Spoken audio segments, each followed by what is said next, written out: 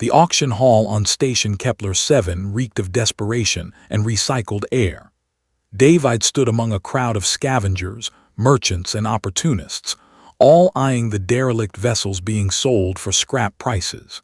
He had exactly 12,000 credits to his name, barely enough for a functioning escape pod, let alone a ship capable of interstellar travel. Lot 47, the auctioneer's synthetic voice crackled through the speakers. Freighter class, model unknown, salvage rights included, starting bid 8,000 credits. David's eyes fixed on the holographic display.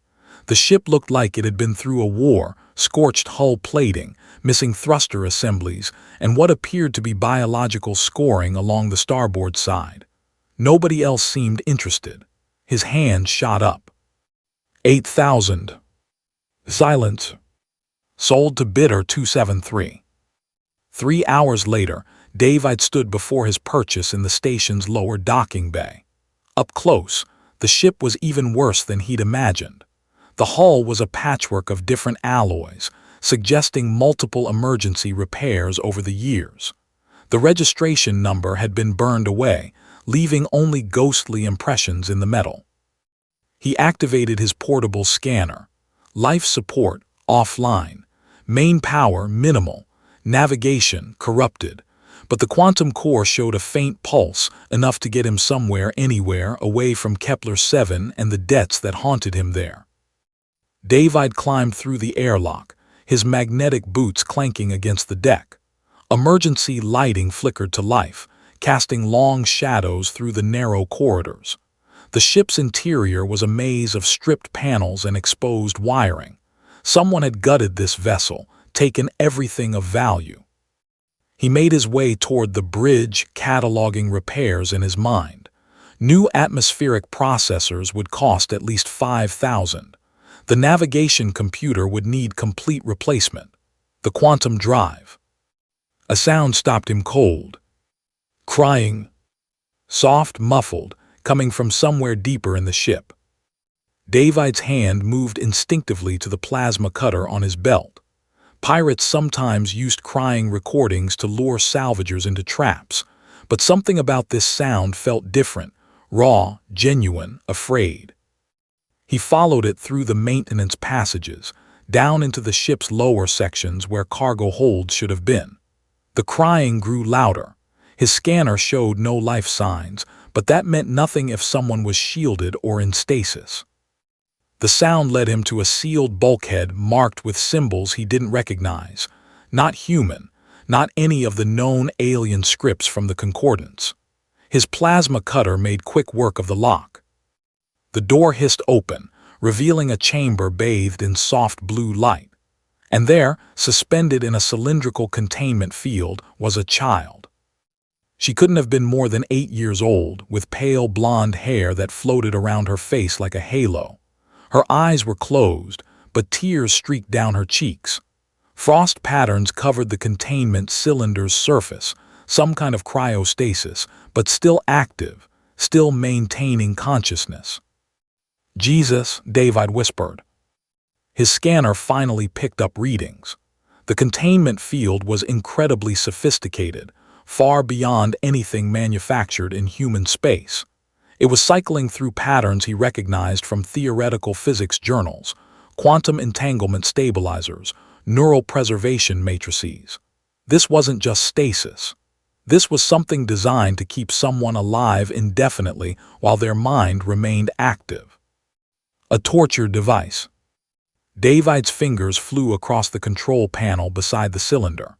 The interface responded to his touch, displaying information in multiple languages before settling on standard English. According to the logs, the child had been in stasis for 73 years. Her name was listed simply as Elsa. The crying continued, a sound that shouldn't have been possible from someone in stasis. He found the emergency release protocol buried in the system menus. Every instinct told him this was a bad idea. He knew nothing about this child, why she was here, what she represented. The smart move would be to seal the room and report it to station authorities. But those were real tears, real suffering. David initiated the release sequence. The containment field flickered, then died. Elsa dropped into his arms, gasping for breath, her body temperature glacially cold. Her eyes snapped open, brilliant blue, filled with terror and confusion.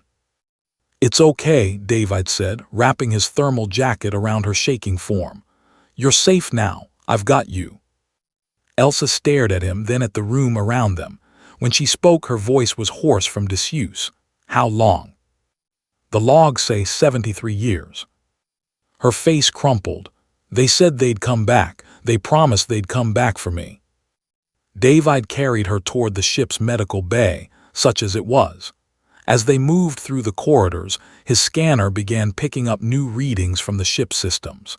Things were activating that hadn't shown any power signature before. The quantum core's pulse was strengthening. "Who put you in there?" he asked. "My parents. The hegemony was coming. They said the stasis field would hide me, keep me safe until the war ended." Elsa looked up at him with ancient eyes and a young face. "Did we win?" David thought about how to explain 73 years of history. The fall of the hegemony, the Concordance Wars, the fragmentation, the uneasy peace that had settled over human space only in the last decade. "It's complicated," he said. They reached the medical bay. As David set Elsa down on the examination table, the ship's main lights suddenly blazed to life. System status displays activated across the walls, all showing green. The quantum core's hum became a steady thrum of power. "What the hell?" David checked his scanner. Full power restoration across all systems. Impossible. The ship had been dead. Elsa placed her small hand against the wall. The metal seemed to warm under her touch. "She recognizes me," she said softly. "The ship. She's been waiting too." "That's not possible. Ships don't." "This one does." Elsa's expression was sad and knowing. "My parents built her. She's not just a ship. She's a neural quantum hybrid, part machine, part living consciousness. They designed her to protect me, to wait for me, no matter how long it took." The implications crashed over David like a wave. Neural quantum technology had been banned for decades, deemed too dangerous, too unpredictable. If the Concordance found out what this ship was, they'd destroy it, and everyone aboard. "We need to leave," he said. "Now, before station sensors figure out what just happened here." Elsa nodded. "Where will we go?" David thought about his debts, his past, all the reasons he'd been desperate enough to buy a broken ship at a salvage auction. None of it seemed to matter anymore. "I don't know," he admitted, "but we'll figure it out together." The ship's engines came online with a sound like a symphony. On the bridge, navigation charts appeared, showing routes through uncharted space, paths only a ship like this could navigate.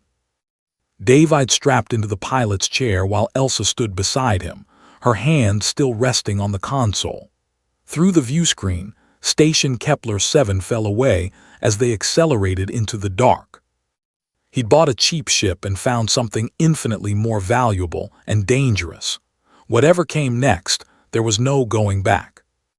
The ship hummed with life around them, and somewhere in her quantum consciousness, she was singing.